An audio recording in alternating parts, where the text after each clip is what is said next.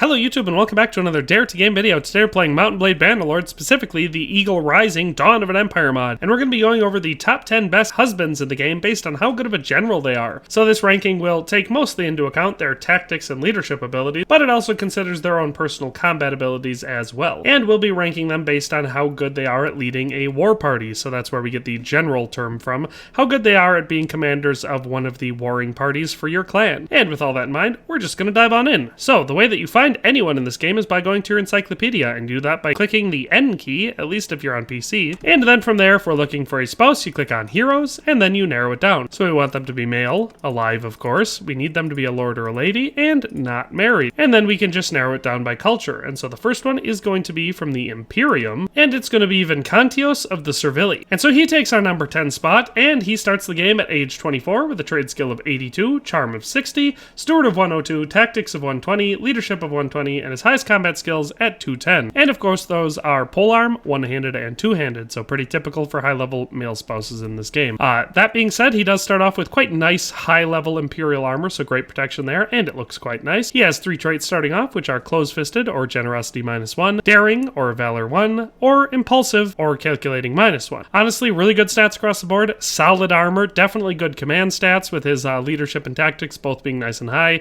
and of course his own personal combat skills don't hurt at all. So VINCANTIOS is a really strong way to start off this list and makes an excellent spouse for leading a war party, but he does take the number 10 spot. So let's move on to number 9. At number 9, we've got another Imperial spouse, ARION of the JUNII. So he's from the Northern Imperium and is quite young, starting off the game at age 19 with a trade skill of 102, charm of 100, steward of 120, tactics of 140, leadership of 140, and his highest personal combat skills, all at level 150, and those are polearm, one-handed, and two-handed. So very similar to the last one, just slightly better with command and leadership, or tactics and leadership I should say. He's also considerably shorter, but he's still got that stupid Imperial bowl cut hairdo. That being said, his armor and weapons are both pretty solid, and he has 3 traits starting off. 2 negative ones, so close-fisted, or generosity -1, and cruel, or mercy -1, and then 1 positive, which is honest, or honor 1. So definitely a mixed bag there, but I don't find anything negative towards him being a war party commander. In fact, he's quite good at it. So ARION is another solid option, and takes the number 9 spot. Then at number 8, we yet again have another Imperial spouse, and it's TEMION of the CLAUDI, so this time from the Southern Imperium, so we're racking through the options real quick. He starts off the game at age 25 with a trade skill of 100, charm of 180, steward of 122, tactics of 140, leadership of 140, and his highest personal combat skill is 170, and he has that in the polearm. Of course, his other skills are not far behind. TEMION starts off with really nice looking armor, but it's also nice high level armor, so again, if you like stealing armor from your spouse, he's a good option for that, at least if you like this style of Imperial armor. But he's also not short and shrimpy like our last one, and of course has slightly higher skills, which is what got him this better ranking. He's also pretty young, starting at age 25, and has 3 positive traits to 1 negative trait. The positive traits are generous, or generosity 1, daring, or valor 1, and calculating, or calculating 1. And then of course we have devious, or honor -1. So honestly, I find those traits to all be pretty in line with what I'd expect out of a good war party commander. So TEMION taking this spot should be no surprise since he's got great armor weapons, really solid stats, and pretty good traits. So all of that in mind, he is the number 8 spot. Let's move on to number 7. And at number 7, we've got yet another Imperial spouse. It really should be no surprise considering they have the greatest number of spouses available. But we have PAGARIOS of the VITELI. And so he is, like I said, from the Imperium, specifically the Southern Imperium. And he starts off the game at age 26 with a trade skill of 61, charm of 120, steward of 81, tactics of 140, leadership of 140, and his highest personal combat skill being at level 180. And he has that in the polearm, one-handed, and two-handed. So pretty similar stats to our last one. Really the only improvement is his personal combat ability.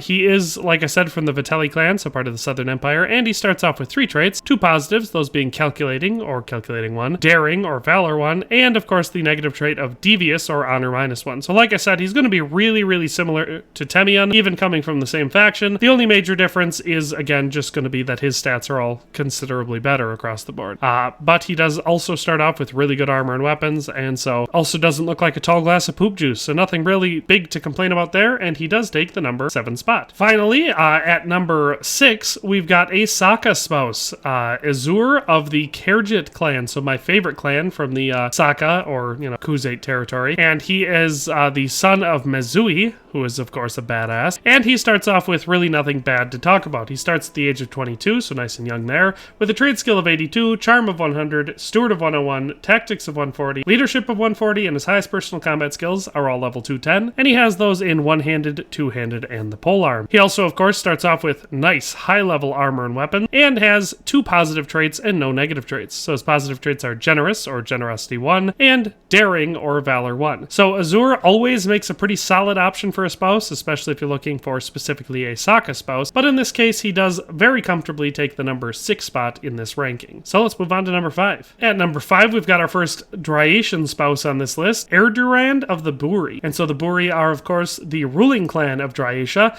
and so his father is Disebulus, and he has lots of notable brothers and sisters. On top of that, he does start the game at age 27, so a little bit on the older side, but for a husband it really doesn't make a big difference. And he also starts with a trade skill of 82, charm of 60, steward of 101, tactics of 140, leadership of 140, and his highest personal combat skills all being level 210, and those are in polearm, one-handed, and two-handed. On top of that, of course, he's got nice high-level armor and weapons, so great protection there, or value to you as someone who might want to take it from him and either sell it or wear it yourself. Either way, it's good stuff, and it offers great protection. He also starts off with the daring, or valor 1 trait, and the cruel, or mercy -1, and impulsive, or calculating -1 traits. So not the best traits in the world. In particular, not a fan of my war commanders being impulsive, as it'll oftentimes lead them into getting into riskier battles and such, but in the overall landscape, he definitely ranks very, very highly, and that's why he does take the number 5 spot on this list, because he is quite good at being a war party commander. But that's number 5. Let's move on to number 4. At number 4, we've got one of my favorite spouses in the mod, SIARAMUS of the SEGUSINI, and he is a Battanian spouse, and he starts the game at age 24 with a trade skill of 122, charm of 120, steward of 142, tactics of 140, leadership of 140, and his highest personal combat skills are at level 210, and those are in polearm, one-handed, and two-handed. So he's a bit of a best of all worlds. He has no negative traits, with only 1 positive trait being calculating, or calculating 1. He starts off with solid armor and weapons. He's a nice big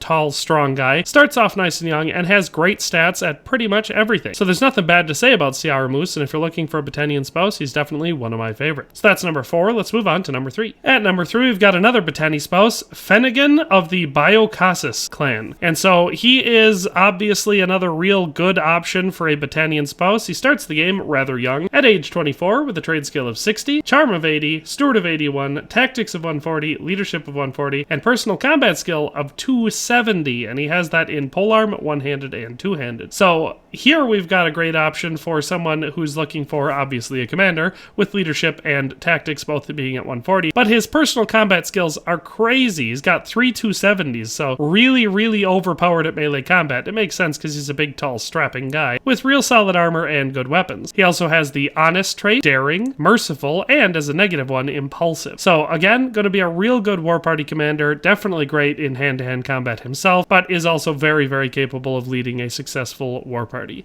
So FENEGAN takes the number 3 spot. Let's move on to number 2. At number 2, we've got someone from the Western Imperium, MERITOR of the MANLII clan. And so he starts the game at age 20 with a trade skill of 80, charm of 47, steward of 100, tactics of 160, leadership of 160, and his highest personal combat skill is level 155, which he happens to have in the bow. So definitely not as great of a warrior as the last couple we looked at, but command and leadership skills are even better, both being at level 160. He also starts off with nice high level, good protection, imperial armor and weapons, and 3 traits, honest, cautious, and calculating. So honestly, he makes a really good tactical commander, and even though his combat stats aren't crazy high, they're also not low, so he still can handle himself in a fight. So MERITOR is a solid option for an imperial spouse, and he takes the number 2 spot for the best generals. And finally, at number 1, we have another imperial spouse. This time it's ACHIOS of the MENENII clan, and so he's a vassal of the Western Imperium. Starts the game at age 25 with a trade skill of 101, charm of 140, steward of 120, tactics of 160, leadership of 160, and his highest personal combat skill is level 180, which he has in polearm, one-handed, and two-handed. So honestly, again,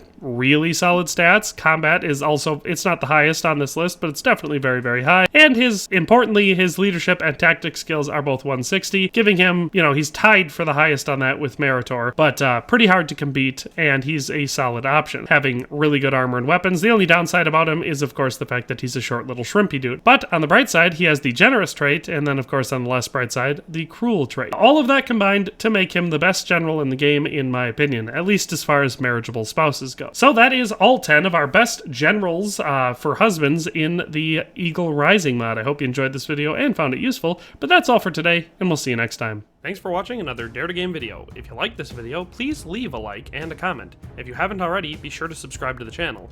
If you like my content and would like to support this channel, consider becoming a member today for as little as $1.99 a month. It makes a huge difference. But in any case, thanks for watching and have a nice day. I'll see you next time.